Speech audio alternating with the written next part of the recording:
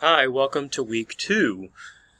I'm recording this outside on my patio, and the Wi-Fi is not as strong as it is inside, so I'm not including the video component because it won't be synced with my voice, and that drives people crazy.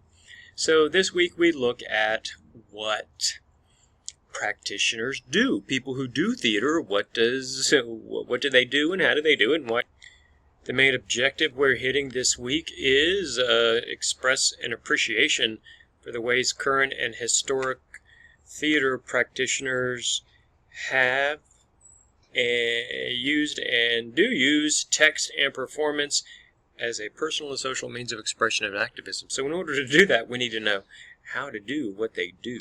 So the main folks who do things are here are actors, directors. Stage management is really important. A dramaturg might be a new thing to some of you. I really kind of hate clumping all designers and technicians into one, but there is a lot of overlap, and there's only so much time. The acting, there are a couple acting lectures I recorded.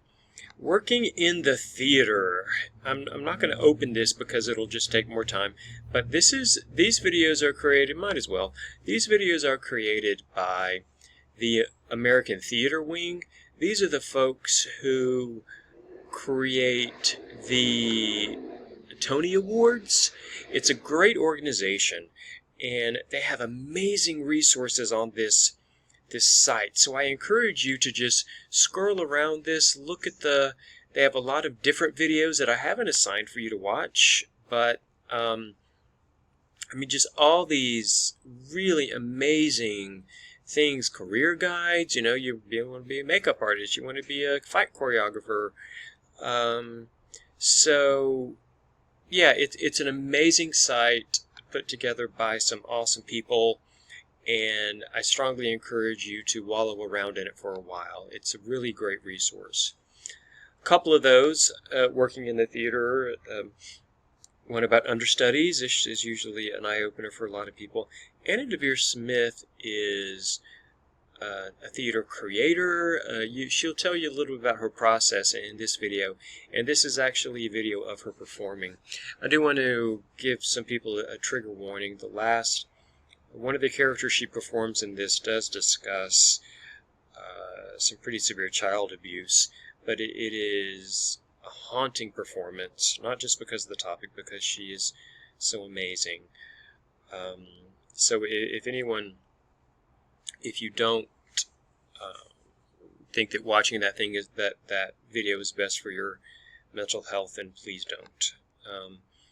It won't affect the grades you get on the test. A couple more.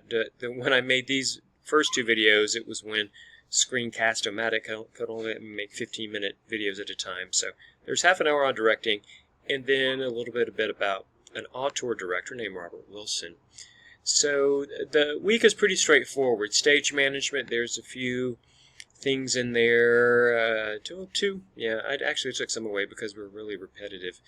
And dramaturg will be a new thing for some of you. It's a really interesting job. This one is the biggest book because there's a lot to cover. A little bit about performance, about just concepts of designs, a little bit about what are the theater spaces. This one's a bit longer. He's a really important set designer all around, but that was about set, I believe. So just some interesting things to look at in terms of concepts and design for theater. And then